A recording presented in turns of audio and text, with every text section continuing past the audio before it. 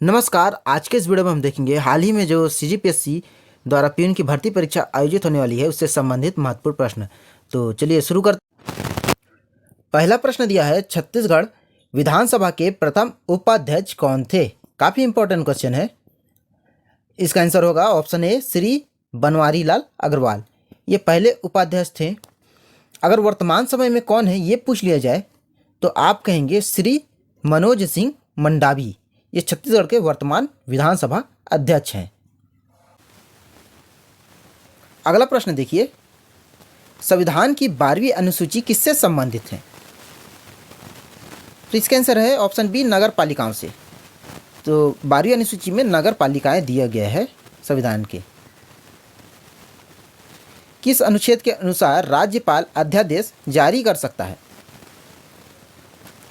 तो इसका आंसर है ऑप्शन बी, 213, अनुच्छेद 213। काफ़ी इंपॉर्टेंट क्वेश्चन है। बिलासपुर उच्च न्यायालय देश का किस क्रम का उच्च न्यायालय है? यह भी इंपॉर्टेंट क्वेश्चन है। तो किस क्रम का है? 19वें क्रम का है। ऑप्शन सी, 19वें क्रम का। निम्न में से किसे भारत में स्थानीय शासन का जनक कहा जाता है? तो लॉर्ड रिपन, कई बार आपने सुना होगा इनका नाम, लॉर्ड रिपन। इन्हें स्थानीय शासन का जनक कहा जाता है भारत में। मंत्रियों के वेतन एवं भत्ते का निर्धारण किसके द्वारा किया जाता है? तो विधानसभा द्वारा। मंत्रियों के जो वेतन और भत्ते हैं विधानसभा द्वारा। इसीलिए आपने देखा होगा कि अलग अलग राज्यों में जो मंत्री और विधायक होते हैं उनकी जो वेतन और सैलरी होती है वो अलग अलग होती है।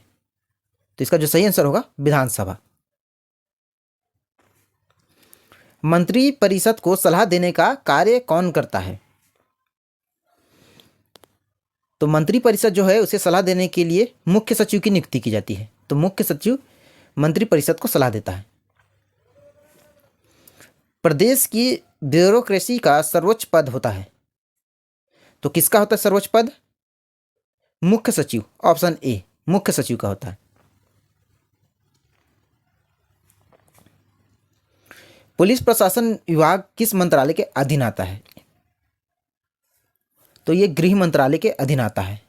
और वर्तमान में गृह मंत्री कौन है? तो छत्तीसगढ़ के जो गृह मंत्री है वो है ताम्रध्वज साहू।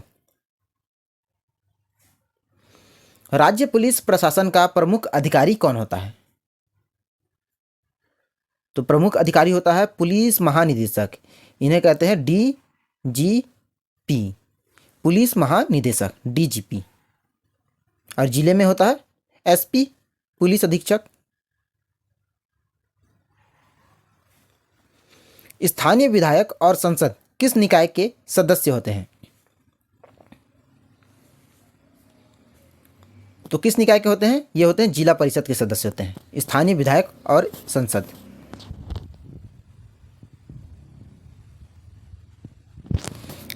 ग्राम पंचायत का सरपंच कब अप्रत्यक्ष रूप से निर्वाचित किया जाता है? ग्राम पंचायत का जो सरपंच है उसका चुनाव तो प्रत्यक्ष रूप से होता है, लेकिन यहां पर पूछ रहा है अप्रत्यक्ष कब चुनते हैं। तो इसका जो आंसर होगा, जब सरपंच का चुनाव लंबित हो। जब सरपंच का चुनाव लंबित हो तब अप्रत्यक्ष रूप से चुना जाता है। छत्तीसगढ़ में पंचायती राज व्यवस्था में कौन सी बुनियादी इकाई है? तो बुनियादी इकाई यानी प्रारंभ जहां से होता है तो ग्राम सभा। ऑप्शन डी इसका राइट आंसर होगा, ग्राम सभा। ग्राम पंचायत में पंच का चुनाव किस रूप में होता है? तो ग्राम पंचायत में जो पंच का चुनाव है वो प्रत्यक्ष रूप से होता है। सरपंच और पंच जो है प्रत्यक्ष रूप से होता है। उप सरपंच का चुनाव अप्रत्यक्ष रूप से होता है। ठीक है, तो कंफ्यूज बिल्कुल मत होइएगा। राज्य मुख्यमंत्री शपथ किसके समक्ष लेता है? तो मुख्यमंत्री को शपथ दिलाता है राज्यपाल। तो ऑप्शन 20 का सही आंसर होगा राज्यपाल। छत्तीसगढ़ नगर पालिका अधिनियम 1961 में कुल कितनी धाराएं हैं? तो इसमें धाराओं की संख्या जो है 360 है, लेकिन इसमें जो अध्याय है ना वो 15 है। तो 15 अध्याय और धारा 360। नगर पालिका परिषद के प्रथम सम्मेलन की अध्यक्षता कौन करता है? नगर पालिका परिषद के प्रथम सम्मेलन की अध्यक्षता करता है कलेक्टर द्वारा नियुक्त अधिकारी। कलेक्टर द्वारा नियुक्त अधिकारी करता है। नगर पालिका परिषद की अवधारणा किस तिथि से की जाती है? तो ये की जाती है परिषद के प्रथम सम्मेलन की तिथि से। तो परिषद के प्रथम सम्मेलन, ऑप्शन डी इसका राइट आंसर होगा। किसी नगर निगम के निर्वाचित पार्षद को हटाने का अधिकार किसके पास होता है? तो होता है कमिश्नर के पास। कमिश्नर, ये संभाग आयुक्त भी कह सकते हैं इन्हें, संभाग आयुक्त या कमिश्नर, ये पार्षद को हटा सकते हैं। छत्तीसगढ़ में निम्न में से कौन सी है नगरीय निकाय जो अस्तित्व में नहीं है? तो डिस्ट्रिक्ट काउंसिल जो है वो छत्तीसगढ़ में नहीं है।